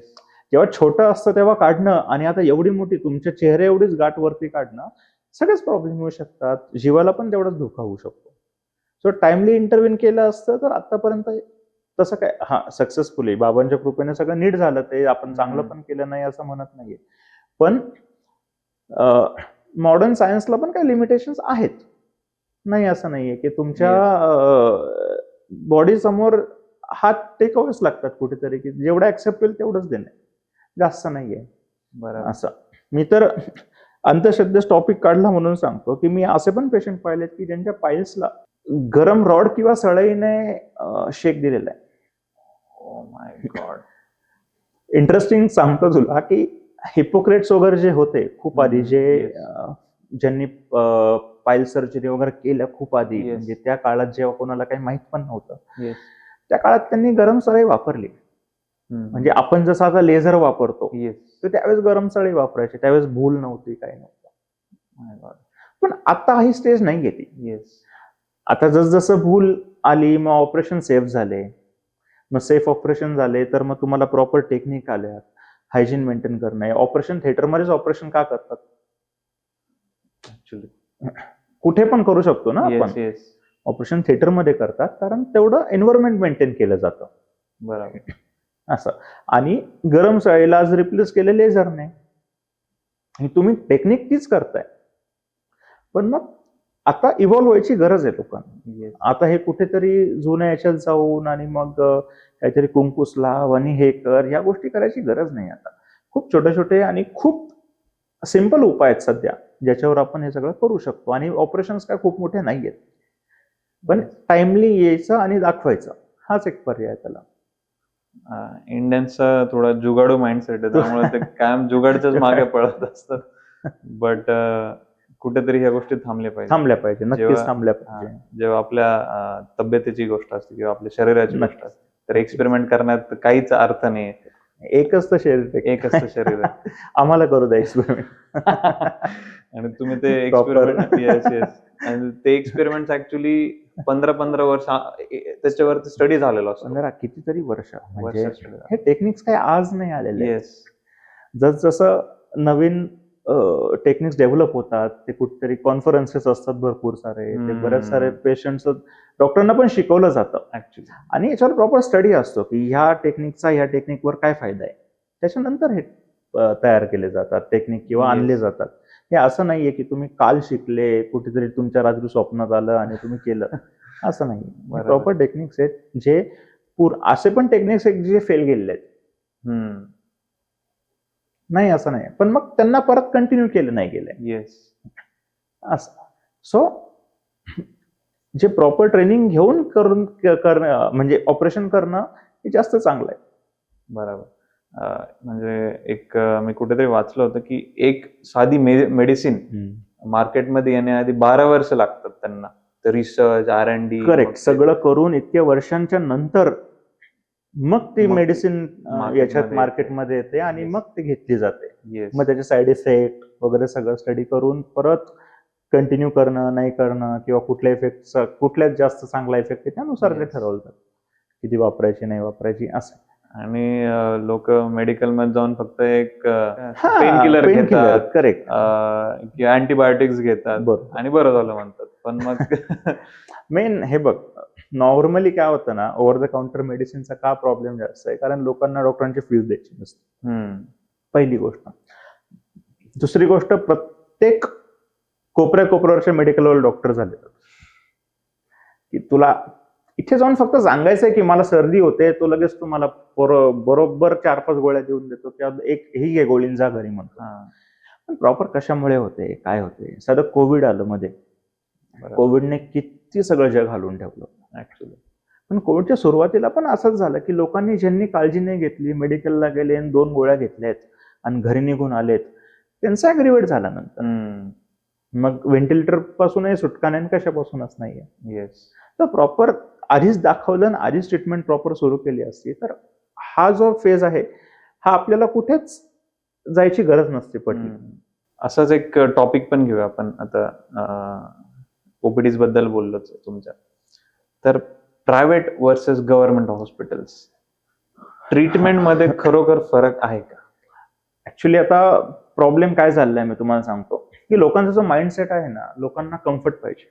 म्हणजे एकाच छताखाली मला जर मी आलो आणि मला डॉक्टरांनी पाहिल्या लगेच माझं तिथं ब्लड इन्व्हेस्टिगेशन झालं पाहिजे, माझा सिटी स्कॅन तिथंच झाला पाहिजे, म्हणजे मला पडायचं नाहीये बेसिकली कुठे जास्त. हाच फरक पडतो गव्हर्नमेंट प्रायव्हेटला. गव्हर्नमेंट प्रायव्हेटला काय डॉक्टर्स खराब आहे आणि इकडे डॉक्टर चांगले अशातला भाग नाहीये, पण लोकांचं जे मानसिकता आहे त्यानुसार धरून प्रायव्हेट हॉस्पिटल चाललेले आहेत सध्या. आणि गव्हर्नमेंट हॉस्पिटल्स त्या इन्फ्रास्ट्रक्चरनुसार बदलले गेलेले नाहीयेत. ओके. आहे त्यांच्याकडे सगळं, पण मग जा इथं आला की जा रे 20 नंबरला जा रे 5 नंबरला जा रे 8 नंबरला जा. तो माणूस दिवस जातो त्यासाठी. आणि ते आजकाल त्यांना चालत नाहीये लोकांना. लोकांना कसं पाहिजे, गेलं की लगेच पुढच्या अर्ध्या 1 तासात सगळं करून बाहेर निघायचंय तिथून. येस. आणि हेच प्रायव्हेट हॉस्पिटलमध्ये जास्त लवकर होतं. मग लोक पे करायला तयार आहेत. येस. पण त्यांना टाइम वाचवायचा आहे. आणि गव्हर्नमेंट हॉस्पिटलचा लोड बघता हे पॉसिबल होत नाही की प्रत्येकाला प्रायव्हेट अफोर्ड करू शकत नाही आणि गव्हर्नमेंट हॉस्पिटलला प्रत्येकाला तेवढी फॅसिलिटी देणं शक्य नाहीये. बरोबर. 100-150 ओपीडी जिथं असते तुम्ही कसं करू शकता ऍक्च्युअली की प्रायव्हेट सारखं सगळं एकदम प्रॉपर याच्यात देणं, आणि ते पण बिना कमी खर्चात. टाइम नाही होत. म्हणजे गव्हर्नमेंट सेटअप पण तेवढेच चांगले आहेत. डॉक्टर बेसिक फरक पडतो की डॉक्टर दोन्हीकडे चांगले आहेत. येस. तुम्हाला कुठे जायचंय, हेल्थ केअर किंवा पोस्ट ऑफ केअर असते, आयसीयू केअर असते. इथे आपण लिमिटेड स्टाफ असतो गव्हर्नमेंटला. आपल्याकडे कसं असतं की डॉक्टर्स ऑन टो अवेलेबल असतात, स्टाफ असतो, एका पेशंटला एक स्टाफ असतो. या सगळ्या गोष्टी कुठतरी फरक करतात की वेळेवर डॉक्टर्स अवेलेबल होणे हे सगळे. पण डॉक्टर्स खराब आहे आणि इकडे चांगले आहेत अशातला भाग नाही. सगळीकडे तसं चांगलेच डॉक्टर्स आहेत, फक्त लोकांची मानसिकतेनुसार प्रायव्हेटला जास्त प्रेफरन्स दिला जातो. असं आहे. परफेक्ट. असं पण म्हणता येईल की जे प्रायव्हेट हॉस्पिटल्स आहे किंवा गव्हर्नमेंट हॉस्पिटल जे आहे तिथे दोन्ही डॉक्टरांचं इंटेन्शन एकच आहे की रुग्णाला बरं करणे, रुग्णाची सेवा करणे. पण गव्हर्नमेंट हॉस्पिटल्समध्ये खूप साऱ्या लोकांची सेवा करायला लागते, त्यामुळे हे बऱ्याचशा कन्व्हिनियन्स देता येत नाही. जे आपल्याला प्रायव्हेट करेक्ट. हॉस्पिटल नंबर जो असतो तो इतका जास्त आहे तिथे की तुम्ही नाही देऊ शकत, नाही म्हणजे लिटरल नाही देऊ शकत तुम्ही की कुठे कुठे पळायचं आणि काय काय पळायचं बरोबर. असं. सो पेशंटने पण तसं समजून घेतलं तरच ट्रीटमेंट होऊ शकते. ऍक्च्युली आणि प्रायव्हेटला तुम्हाला लिमिट असते एका गोष्टीनंतर की तुम्ही तेवढंच घेतात आणि तेवढ्यांनाच उपचार ज्यांना देऊ शकतात तुम्ही चांगलं. तुम्ही काय असं चला ऍडमिट करून घेऊ, बघू आणि नंतर बघू, Yes. हा कोणीच फंडा करत नाही. आलाय पेशंट, त्याला ट्रीट करायचंय, पण त्याला मॅक्झिमम पॉसिबल काय देता येईल येस. ते सगळं बघूनच तुम्हाला त्याची ट्रीटमेंट करावी लागते. असं कोणी डॉक्टर नाहीये की आता मी पैसे कमवायलाच बसलोय आणि मी आता बघतो त्याला कसं कापता येईल आणि मग काय करता येईल, असं नाहीये. ऍक्च्युली कारण अनइंडिकेटेड सर्जरीज मध्ये पण तेवढंच कॉम्प्लिकेशन्स आहेत. बरोबर. जर माझं पोट दुखतंय वेगळ्या कारणासाठी, मी अपेंडिक्स काढून घेतले त्याचं, तो पोट दुखणं थांबणार आहे का त्याचं? ते माझ्यावरच बर्डन होणार आहे नंतर. येस. सो या गोष्टी तसं कोणी करत नाही आता. येस. फक्त तुमचा ज्याच्यावर विश्वास आहे की पेशंटचा विश्वास ज्या गोष्टींवर बसणार आहे त्या गोष्टी पुढे जाणार. हो. तुम्ही बरोबर बोललात डॉक्टर की पेशंट्सला असं वाटतं की आपण ह्या ठिकाणी की म्हणजे संगमनेरला एक हॉस्पिटल लेन होती, त्याला खाटीक गल्ली नाव पडलं. का तर की त्यांचा विश्वास निघून गेला डॉक्टरांवरतून की त्यांना असं वाटायला लागलं की डॉक्टर आपल्याला कापताय, कुठेतरी कापताय. पण हे असं नाही. बरोबर. की आता मी असं म्हणत नाही, कॉम्पिटिशन वाढली आहे येस. सगळ्या हॉस्पिटल्समध्ये, पण काही काहींच्या ठिकाणी आता ह्या हर्निया आला समजा, 2 डॉक्टरांचे मतं वेगळे असू. येस. मी सांगेल की करून घ्या, ते सांगतील ठीक आहे थांबा, कोणी सांगितलं करायला तुम्हाला Yes. इतक्या लवकर, असं. मग हे पेशंटला पण समजायला पाहिजे की हा ठीक आहे, कुठेतरी हे करणंच आहे. तू आज कर, उद्या कर, परवा कर, तुम्ही जसं सांगणार आहेत तो प्रॉब्लेम त्यानुसार ट्रीटमेंट ठरणार आहे की Yes. मला खूपच प्रॉब्लेम होतोय तर मग करून घ्या बरोबर. असं. त्यामुळे हे असं जे आहे की यांनी हे सांगितलं मग त्यांनी ते सांगितलं, डॉक्टरांचे व्ह्यूज वेगवेगळे असू शकतात, पण आपल्याला ट्रस्ट ठेवायचा आहे. येस. जे कोणी तुम्ही ज्यांच्याकडे जातात त्यांच्यावर ट्रस्ट ठेवायचा आणि ट्रीटमेंट कम्प्लीट करायची. प्रत्येक डॉक्टर आपल्या म्हणजे पेशंटची सिच्युएशन बघून बेस्ट ओपिनियन नक्कीच, सजेस्ट करणं नक्कीच. त्याचं काम. किंवा पेशन्स पण ठेवणे की आज तुम्ही मला दाखवलंय, 2 गोळ्या घेतल्या, 2 दिवस मेडिसिन्स घेतले आणि आता नाही बरं वाटलं, येस. लगेच डॉक्टर, दुसरं बघ. लगेच डॉक्टर चेंज, लगेच डॉक्टर चेंज, आणि इकडून जाऊन त्या डॉक्टरांबद्दल तिकडे तसं बोलणे, तिकडे तसं Yes. बोलणे, हे लूज टॉक्स. याच्यामुळे समाजात हळूहळू हळूहळू त्याबद्दलचे पण गैरसमज खूप जास्त वाढायला लागलेले आहेत. पेशंटचा विश्वास जो आहे तो जर आला, म्हणजे ही पूर्ण जी सायकल आहे ना, ही पूर्ण पेशंटचा विश्वास तुमच्यावर आणि तुम्ही किती तुमचं बेस्ट देऊ शकता याच्यावर चालतं. येस. असं मेडिकल लिगल इश्यूज इतके येतात आता की डॉक्टरांनी स्वतःचे इन्शुरन्स काढून ठेवले, इम्युनिटी पॉलिसीज काढून ठेवल्यात की उद्या माझ्यावर कोणी केस केली, हे बघ कोणी कोणाचं ऑपरेशन खराब व्हावं म्हणून करत नाही. ऍक्च्युली की मी तुझ्याकडे आलो तर आता याचं कसं वाईट करू, असं कोणीच करत नाही. हे कॉम्प्लिकेशन्स असू शकतात किंवा हे कुठेतरी शरीरात काहीतरी अडचणी असू शकतात की जे टॅकल होऊ शकले नाही वेळेवर आणि त्याच्यामुळे हे प्रॉब्लेम झालेत. पण याचा अर्थ असा नाही की तुम्ही डॉक्टरांवर केस करणे, किंवा लोकांचं आजकाल ना सोशल मीडियामुळे असं झालंय की कोणीतरी अफवा पसरवायची एक आणि ती इतकी निगेटिव्ह गोष्टी जेवढ्या पसरतात ना तेवढ्या पॉझिटिव्ह पसरत नाही. येस. चांगले चांगले डॉक्टर्स आहेत की जसं एक्झाम्पल की डॉक्टर सोनांबेकर आहेत आमच्या संगमनेरचे, की त्यांचं बरंच चांगलं नाव आहे आणि त्यांनी खूप चांगलं काम केलेलं आहे आतापर्यंत. आणि मग सडनली कोणतरी येतंय आणि केस करून जातंय आणि म्हणून तुम्ही मग त्यांची बदनामी करणार का सगळी करून, की त्यांनी आतापर्यंत केलेलं सगळं खराब होतं का? आणि ह्या सगळ्या गोष्टींमुळे लोकांचं असं म्हणणं आहे की इथं राहून प्रॅक्टिस करण्यापेक्षा बाहेर जाणं आहे. बरं, यात लोकांना समजत नाही की जेव्हा एवढे यंग एज मध्ये एवढे अवॉर्ड्स रिसिव्ह करणारा माणूस जर रुरल एरियात प्रॅक्टिस करायला आलाय तर तुम्ही त्याचा फायदा घ्या. येस. इथून उठून याला पुण्याला शिफ्ट करा आणि याला नगरला शिफ्ट करा, ही जेव्हा वेळ येते ना ही याचमुळे येते. कशाला लोक येतील इथे की डॉक्टर्स येतील की हा चला जाऊ द्या, मला आता काहीतरी, मला पण असं होतं की चला सेटल व्हायचंय, आपलं गाव आहे इथे, येस. आपले लोक आहेत तिथे, आपल्यावर भरोसा आहे लोकांचा, त्यावेळेस आपण इथं आलोय करायला काहीतरी.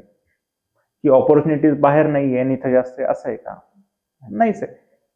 सगळं काही आहे ना, सिटी लाईफ तशी पाहिजे की ना तुम्हाला तेवढा इन्कम आहे की अरे बापरे लोक खूप पे करतात तुम्हाला आणि मला जेवढे माझे कलिग अर्न करतात त्याच्यापेक्षा 4-5 सर्जरी जास्त कराव्या लागतात, तेव्हा मला या रुरल एरियात तेवढे बरोबर. पैसे मिळतात त्या गोष्टीसाठी.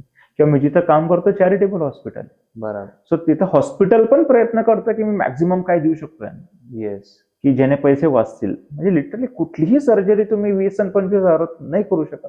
एवढ्या मोठ्या मोठ्या सर्जरी त्यात पण तुम्हाला सवलत आहेत. त्यात गव्हर्नमेंटच्या एवढ्या फॅसिलिटीज आल्यात Yes. आता की काही काही ऑपरेशनचं फ्रीच आहेत. फ्रीच आहे. बऱ्यापैकी ऑपरेशन फ्री, आणि Yep. जे नाही आहेत त्यांना तुम्हाला चॅरिटी आहे. Yes. ह्या गोष्टी आहेत सगळ्या. म्हणजे हा झाला गव्हर्नमेंट सेटअपचा भाग. आणि प्रायव्हेट सेटअपला चालवण्यासाठी पण खर्च लागतो. तुम्हाला जर तेवढे फॅसिलिटीज पाहिजे तर कुठेही तेवढं पे करावं लागतं. जसं साधं रोड, गडकरी पण म्हणतात की तुम्हाला जर चांगले रोड पाहिजे तुम्हाला टोल भरावा लागणार. ठीक आहे, सेम समीकरण आहे की तुम्हाला जर चांगल्या फॅसिलिटीज पाहिजे तुम्हाला भरावं लागणार आहे कुठतरी. बरोबर. असं एकदम परफेक्टली ऍड्रेस केला तुम्ही हा क्वेश्चन प्रायव्हेट वर्सेस गव्हर्नमेंट हॉस्पिटलचा. डॉक्टर, आता इन्शुरन्स आहे, हेल्थ इन्शुरन्स, एवढी फॅसिलिटीज अवेलेबल आहे, पण तरी लोक इन्शुरन्सला खर्च म्हणून बघताय. ऍक्च्युली काय आहे ना, आपल्याला प्रॉब्लेम नाही आणि आपल्याला त्याचे पैसे भरावे लागतात. येस. हा जो माइंडसेट आहे की हा हॉस्पिटलला मी गेलो आणि मला खर्च आला, ठीक आहे, जस्टिफायबल. मला काही नसताना मी कशाला पैसे भरू? बरोबर. मग हा कुठे उपयोगाला येतो? जेव्हा तुम्ही मोठ्या हॉस्पिटलला जाणार आहेत आणि जेव्हा तुम्हाला समोर असा भरपूर मोठा खर्च दिसणार आहे, त्यावेळेस इकडे तिकडे पडायची गरज नाही पडत तुम्हाला. येस.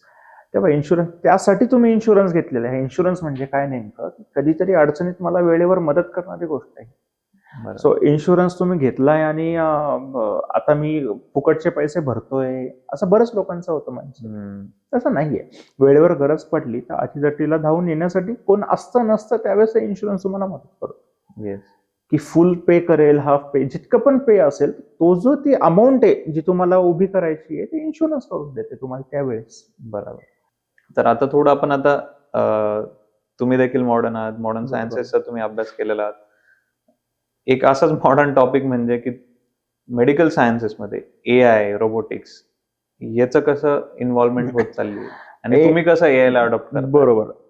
जसं लोकांचं म्हणणं आहे ना की AI हे डॉक्टरने रिप्लेस करेल, काय शक्यच नाहीये. नाही का? काय शक्य आहे की तुम्ही AI हे तुम्हीच बनवलेली गोष्ट आहे. तुम्ही काहीतरी प्रोग्राम सेट केले, तुम्ही त्यापासून त्या रोबोटला बनवलंय, पण त्या रोबोटला तो प्रॉब्लेम समजणार आहे का? जाऊन रोबोट हा हेल्प करतोय तुम्हाला, ही सर्जरी तुमची सोपी करतोय. की जे आता समजा आधी जे मोठे मोठे ऑपरेशन करून जे आतमध्ये जाऊन मोठे मोठे चीर मारून ऑपरेशन केले जायचे, त्यांना रिप्लेसमेंट आता लॅप्रोस्कोपिक सर्जरी आली. त्याच्यानंतर आता पुढचं डेव्हलपमेंट आहे रोबोटिक सर्जरी. रोबोट काही ऑपरेशन नाही करत, ऑपरेशन हे डॉक्टरच करतात. ओके, रोबोट हा फक्त जे आर्म्स असतात, ते पण आर्म्स डॉक्टरांच्या हातात असतात, ते त्यानुसार जसे जसे मुवमेंट आत करणार, फक्त डिग्री ऑफ मुवमेंट जे फ्रीडम ऑफ मुवमेंट ते खूप जास्त आहे. म्हणजे ते पूर्ण 360 पण फिरू शकतात हात. असं आपला नॉर्मल हात नाही घेऊ शकत की मला असं उलटे स्विचेस घ्यायचे म्हटलं, टाके घ्यायचे म्हटलं, तर ते रोबोटिक आर्म जेवढा तुम्हाला सपोर्ट करतो सिम्पल, तेवढं नॉर्मल हाताला जमत नाही, म्हणून रोबोट प्रिफर केलं जातं डिफिकल्ट केसेसमध्ये. बरोबर. असं रोबोटने ऑपरेशन केलं म्हणून ऑपरेशन खूप भारी झालं अशातला भाग नाही. रोबोट खूप चांगला असला आणि जर सर्जन चांगला नसेल तर ऑपरेशन तेवढंच खराब होणार आहे. So it all depends on surgeon and the skill, की तुम्ही किती चांगलं ऑपरेशन करताय त्यानुसार तो रोबोट काम करणार आहे. सो AI रिप्लेस नाही करणार, पण AI नक्कीच असिस्ट करतो की तुमची सर्जरी सेफ करण्यासाठी, कमी कॉम्प्लिकेशन त्यासाठी, लवकर रिकव्हरी पण तुमची तेवढीच होते. AI आणि रोबोट्स हे आजपर्यंत झालेल्या अभ्यासावरती ट्रेन झालेले, पण इथून पुढचा अभ्यास ते डॉक्टर करतच आहे, रिसर्च चालूच आहे. नक्कीच. आणि आपण असं पण ChatGPT नवीन आता सुरू झालंय खूप जास्त.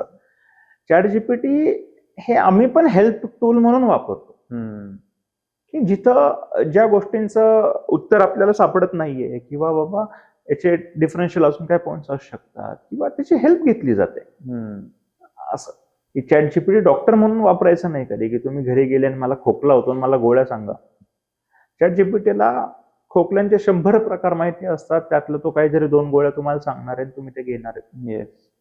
याचा अर्थ त्याला कधी त्यांनी पेशंट बघितला आहे की नाही बघितला आहे, की तो तुमचं टॅक्टाईल तुमचं काय टच करतोय की स्टेथोने ऐकतोय तुमच्या हार्टबीट्स की चेस्ट नाही. बरोबर. सो प्रॉपर हे जे ट्रेनिंग आहे की डॉक्टरांचे 5 वर्ष त्यासाठीच गेलेले असतात MBBSचे, किंवा त्यानंतरचे 5.5 वर्ष, किंवा नंतर 3 वर्ष, MCHचे 3 वर्ष, हे ट्रेनिंग आहे. येस. हे जर नसतं असतं साधे रोबोट 4 उभे केले असते आणि त्यांच्याकडून त्यांना सांगितलं असतं करायची सर्जरी, हे कशाला सगळे शिकले असते. कारण हे सगळं कुठेतरी ह्युमन डिपेंडंट आहे त्या गोष्टी. बरोबर. आणि ते तशाच वापरल्या पाहिजे लोकांनी पण. आणि लोकांनी पण समजून घेतलं पाहिजे की रोबोट सर्जरी नाही करत, हे रोबोट थ्रू सर्जनच करतोय. Yes. Surgeon. So robotic assist, नक्की AI असिस्ट करताय खूप चांगलं या फील्डला वाढवण्यासाठी, पण AI नाही करत आहे सर्जरीज, हे लक्षात घेतलं गेलं पाहिजे. बरोबर आहे. आपण पहिले लोक सायकल चालवायचे तर पेडल स्वतःच हे करायचे, मग आपण पेडलच्या जागी मोटर ऍड केली, मग आपण फक्त ड्राईव्ह करायला लागलो. तसं AI आणि रोबोटिक्स पण तेच करतात. सो स्मूथ करतंय गोष्टी तुमच्या, ना की करतंय स्वतः. येस. येस. गाडी तुम्हालाच चालवणार. येस. तर आपण आपल्या एपिसोडच्या एंड पर्यंत पोहोचत आहोत. तुमचा जो अनुभव आहे त्याच्यातून सगळ्याच लोकांसाठी किंवा मोस्ट एक जेनेरिक ऍडवाइस की लाईफस्टाईल मध्ये काय चेंजेस करायला हवे जेणेकरून तुमच्या फ्युचर सर्जरीज अवॉइड करता येतील. हे बघ, आता सगळ्यात मेन तर मी तुला सांगायचंच राहिलं की ओबेसिटी हा खूप मोठा प्रॉब्लेम आहे, त्याला आता आजार समजला जातो. आणि ओबेसिटीसाठी सर्जरीज पण आहेत. तर बेसिकली ओबेसिटीमध्ये तुम्हाला पित्तशयातले खडे होण्याचा प्रॉब्लेम, हर्निया होण्याचा प्रॉब्लेम, सगळ्या गोष्टी येऊ शकतात. सो लाईफस्टाईल चेंजेसमध्ये लहानपणापासूनच जे खूप जास्त खाण्यावर पथ्य नाहीये किंवा कंट्रोल नाहीये आणि ओबेज नाही, ठीक आहे खाते पिते घर का आहे, या गोष्टी थोड्याशा कुठेतरी समजून घेतल्या पाहिजे पॅरेंट्सने पण, की असं नाहीये. तुम्हाला त्याला प्रॉपर न्यूट्रिशन गेलंच पाहिजे, नाही तर मग फ्युचरमध्ये जाऊन त्याला शुगर किंवा डायबिटीज किंवा हायपरटेन्शन हे प्रॉब्लेम, म्हणजे असे स्टडी पण आहेत की ज्यांचे वजन जास्त आहेत लहानपणीपासून, त्यांना पुढे फ्युचरमध्ये लाईफमध्ये एक 20-25 वर्षांनंतर हे गोष्टी जडणार आहेत. सो मेन ऍडवाइस म्हणजे काय यार, सिंपल फंड आहे.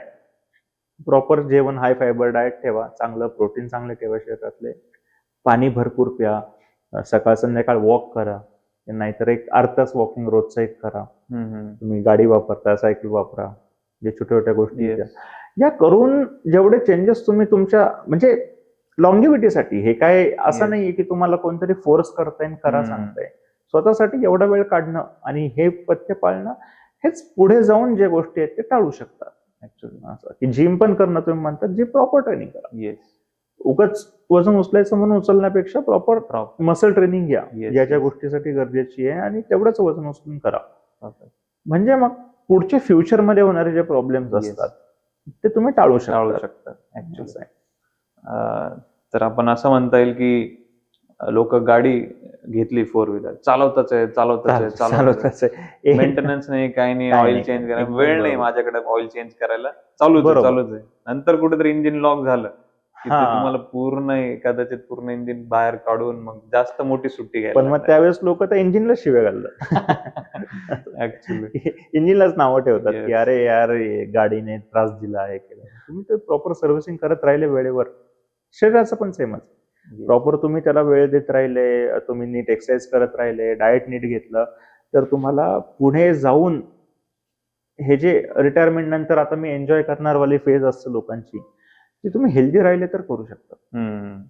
ऍक्च्युअली नसेल तर काय, तुम्ही जस्ट आता आमच्याकडे पण पेशंट येतात, तर रिटायर झालोय आणि आता हे काय दुखणं घेऊन बसलोय, काहीच करता येत नाही.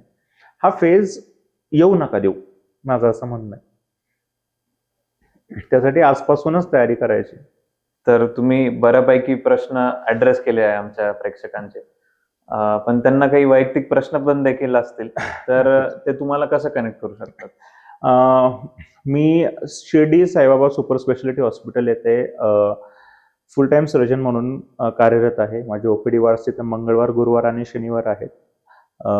माझा पर्सनल नंबर आहे 90 114 114 63. 9011411463 या नंबरवर पण तुम्ही कॉन्टॅक्ट करू शकतात. तुम्हाला काही क्वेरीज असतील तुम्ही व्हॉट्सअपवर पाठवू शकतात. इंस्टाग्राम ID पण आहे माझा अजिंक्य पानगावणे 93 म्हणून. त्याच्यावर पण तुम्ही कॉन्टॅक्ट करू शकतात आणि फेसबुकला पण अजिंक्य पानगावणे म्हणून डॉक्टर अजिंक्य पानगावणे म्हणून माझी प्रोफाईल आहे. त्याच्यावर पण तुम्ही कॉन्टॅक्ट करू शकतात. सो याच्यातून जरी तुम्ही कॉन्टॅक्ट केला तरी पण आमची टीम तुमच्याशी कनेक्ट करेल. असं. तर थँक्यू सो मच डॉक्टर. आणि आतापर्यंत आमच्यापर्यंत जे प्रश्न आले ते आपण सॉल्व्ह केले. इथून पुढे पण काही येतील तर आपण नक्कीच. नक्की अजून एक एपिसोड नक्कीच. घेऊया तुमच्यासोबत. नक्कीच. आणि त्याच्यावर तोपर्यंत आपल्याला नवीन प्रश्न पण येतील प्रेक्षकांकडून. नक्कीच. तर आतापर्यंत जे तुम्ही मदत झाली तुमची त्याच्याबद्दल खूप खूप नाही. आभारी. Thank you so much. थँक्यू. आणि तुम्ही देखील, तुम्हाला जर हा एपिसोड आवडला असेल तर हा तुमच्या प्रिय लोकांना शेअर करा आणि ह्या चॅनलला सबस्क्राईब करा. खूप खूप धन्यवाद.